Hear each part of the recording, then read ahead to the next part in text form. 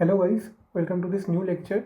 This is the lecture number 13, and in this lecture I will discuss about skew and jitter. This is the skew and jitter part 1. In this lecture I will try to cover mostly the skew. It is related to the timing and mostly clock skew. Now coming to that, what is the actual meaning of the clock skew? We know that because of the process and environmental variation, the clock signal can have various type of changes. Because one clock or general clock source signal, you are sending different sync point of different flops, and because of that there can be a variation or changes, and this variation can have two type. One is a spatial variation and another is a temporal variation. So these two type of variation can happen, spatial and temporal variation. But for skew, uh, this spatial variation is always related with. So if you want to understand about the proper definition, here I written that the spatial variation in arrival time of any clock transition on a small logic block, or maybe any logic block, any circuit which is related with the sequential logic actually, that is commonly referred to a clock skew. Till now we know about this picture, and I think we have discussed several times. There is a two flop which is connected in a series and obviously synchronously connected, and maybe there is one delay point, there is another delay point, and maybe a delay point is more than one also. So obviously whatever the, maybe this is the clock generation point, this is the clock generation point. So the clock is coming from here to this point, and clock is coming from here to this point. The reaching the clock between the 2 point, obviously the time will not same, there can be a changes variation, and this change, as I said, that changes and variation can come through a process and environmental variation. In this case skew, this is only a special variation. So, and you can also understand, maybe this is a part of one small logic block, maybe. So if you uh, directly map these things to a geometrically, then you will understand that there can be a several point, but we are taking 3 point. Maybe this is the S0 point, the clock source point, and this is the S1 point, and this is the S2 point. I just represented here. How you can rewrite that the delay between S0 and S1, this is you can write as a S0 comma S1, and the delay between S0 comma S2. So that the skew you can written in simple word that skew of time is actually a maximum of Si Sj point. You can take it as a S1 is to as a I and J, just for your understanding purpose. I just given 1 and 2. So time between that S0 and S1 minus time between S0 and S2. If you feel this is a complicated one, just simply take the difference between the two clock sync point and measure that how much is the clock skew. If you have to remember this, or you can just take as a difference of the 2 point and mention it as a clock skew, the actual clock signal, how it is behaving. Then you will actually understand that how where the skew is actually happening in spatially, because I mentioned that spatially a variation is actually called as a skew. So suppose this is the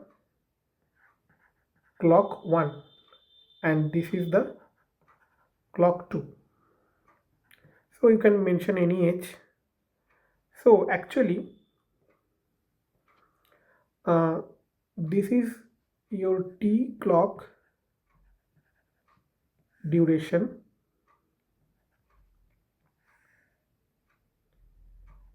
and because of this delta variation, the clock period is remained same in the clock 2, but clock period is remain as the same. But if you measure from here to here, then you will feel that this is t clock plus that delay of that delta. So this clock 1 is coming, suppose take it as example here, and this clock 2 is coming after some delay at this point.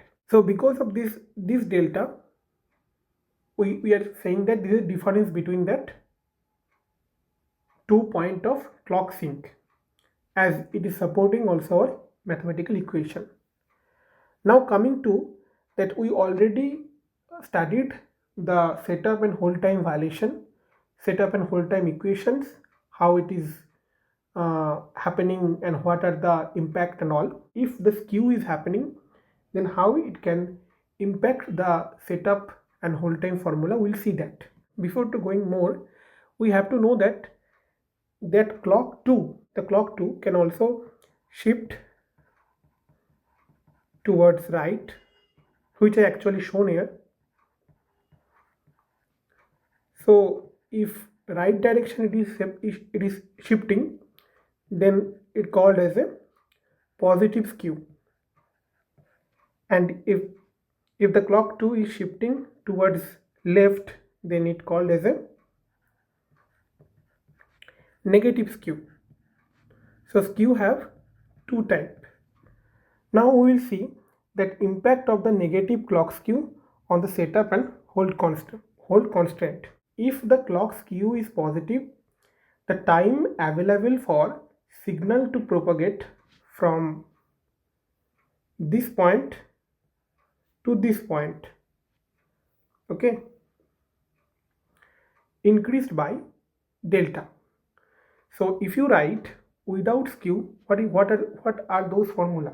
If you remember that t clock period should be greater than or equal, there can be a t clock to q delay plus t data logic, you can take it as a maximum one, that combinational logic, and then t setup. But if there is a positive skew, then it will add with t clock plus delta, same as t clock to q, t data logic, maximum plus t setup. This is without skew formula of setup 1. And if you write properly t clock greater than t clock to q plus t data logic maximum plus t setup minus delta. So if you understand properly, then you will see one pattern here, that the right term is getting lesser. So here you will benefit for calculation when you calculate the setup time, setup equation, setup time. Because of the delta positive, it will getting minus in the right term. Obviously, you will get benefited in the setup time or setup calculation when you have positive skew. But if we go for to calculate the whole time, then it is getting worse, because you know that t hold formula was t hold less than t clock to q plus t logic, and you can take it as a minimum. This is logic data, that combinational delay. This is without skew. But when we add the skew delta, t hold, then you will get as a t logic data minimum, this type of. So here the left term is getting, the term value will get or increase much higher, so the whole time get worse. So when the positive skew happened, so when the positive skew happened, so setup time benefit, but whole time worse, or worsen you can say. So this is the impact of that positive clock skew. So now coming to that negative clock skew, I also mentioned the how that left direction the second clock is shifted. This is your T clock original, and this is the delta, negative delta. So if you write the setup formula, then I'm not writing that without uh, clock skew setup formula, just directly I'm writing that if there is a negative skew, then T delta greater than or equal T clock to Q plus T data logic maximum plus T setup. So that whole T clock here, the formula will like, so because of right direction, the delta term is added here, so here the setup time get worse, and exactly opposite will happen with hold time, because the hold formula would be like T hold less than T clock to Q plus T logic data minimum plus delta. So here hold time get benefit. So if I write directly that setup time worse, but hold get good. Just the impact of how the positive and negative skew can happen, I just shown here with formula of setup and hold. Now coming to that another perspective of the clock skew, because here I simply discussed about simple skew, but before going to the discussion of how the local skew, global skew, and how the useful skew we should discuss. So before to go that, here just I take suppose one simple logic block. This is suppose one logic block. So because of that, here is your clock generation point. Okay. You try to see that wherever your clock tree is spreaded according on the layout, or when you do the routing and all for your logic and for your design, you try to see for, or you try to notice where at the cluster of the clock tree is, and according to that you try to calculate the skew, and according to that you try to characteristics about which is local skew, global skew and all, and useful skew. So suppose I am just taking example. So suppose there is some simple point, and those are connected with these are the clock sync point. These are the sync point, and this is the clock generation point to the tree node for any node, and then every leaf it is spreaded about. Maybe same type of cluster.